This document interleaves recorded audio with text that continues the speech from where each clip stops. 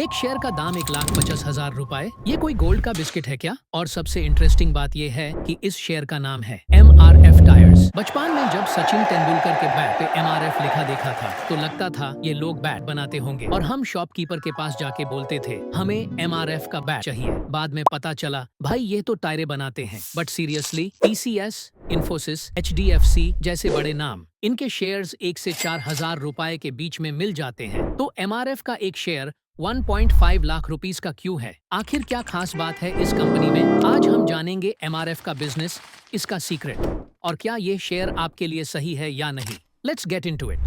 MRF का full form है Madras rubber factory.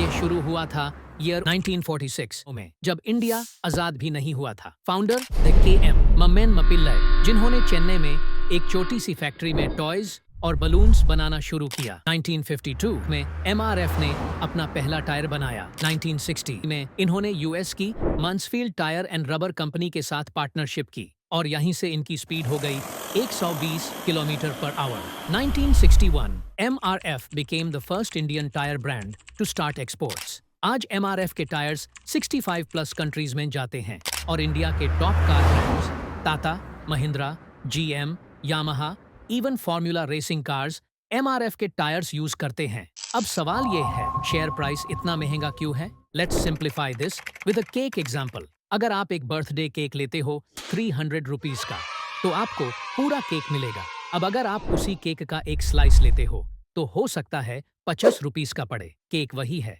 पर स्लाइस का साइज छोटा हो गया, इसलिए प्राइस भी कम। ऐसे ही स्टॉक्स में भी होता है, जिसे हम शेयर स्प्लिट कहते हैं। चलिए केक के बाद अब गोल्ड का एग्जाम्पल लेते हैं। सोचिए आपके पास एक गोल्ड बार है वर्थ 1,00,000 रुपीज। अब अगर आप उसको 100 स्मॉल गोल्ड कॉइन्स में डिवाइड कर दो तो हर कॉइन हो गया 1,000 रुपीज का। क्या गोल्ड सस्ता हो गया? बिल्कुल नहीं, बस आपने उसको टुकड़ों में बांट दिया। MRF ने अपने शेयर्स के टुकड़े नहीं किए, इसीलिए एक शेयर का दाम है 1.5 लाख रुपीज।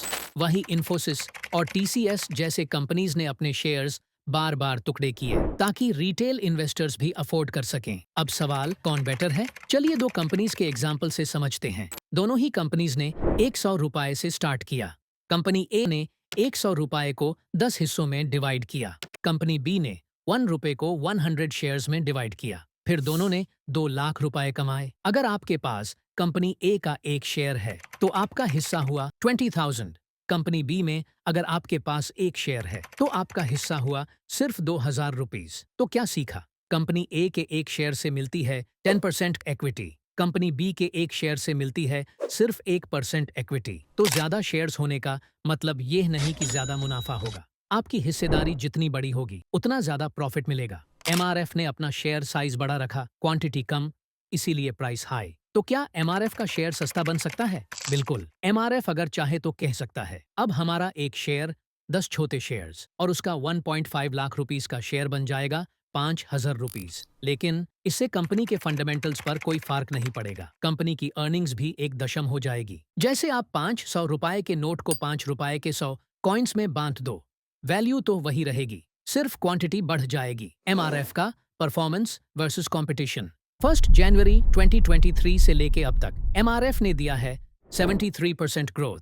सेम टाइम में सेंसेक्स ने दिया 52%, अपोलो टायर्स ने दिया 80%, JK टायर्स ने दिया 185%। लास्ट फाइनेंशियल ईयर 24 की सेल्स देखें तो MRF की सेल्स थी 24,600 करोड़, अपोलो टायर्स की सेल्स थी 17,500 करोड़ और JK टायर की सेल्स थी 10,300 करोड़।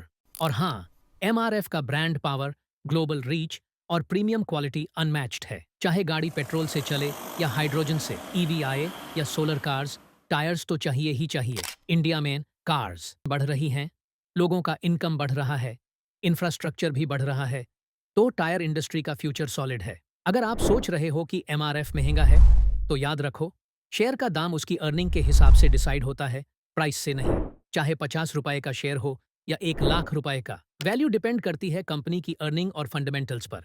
MRF ने कभी स्टॉक स्प्लिट नहीं किया, सिर्फ ईयर 1970 और ईयर 1975 में बोनस दिया था। क्यों? क्योंकि MRF क्वालिटी इन्वेस्टर्स को अट्रैक्ट करना चाहता है, नॉट ट्रेडर्स और शॉर्ट टर्म प्लेयर्स। MRF का फिलॉसफी है by the full cake. MRF का शेयर हाई प्राइस का है, लेकिन प्रीमियम वैल्यू भी देता है। कंपनी स्टेबल है, ब्रांड स्ट्रांग है, लेकिन रीसेंट ग्रोथ थोड़ी मॉडरेट है। अब आप बताओ, आपके हिसाब से एमआरएफ का शेयर ओवर प्राइस्ड है या अंडर प्राइस्ड? कमेंट्स में लिखो।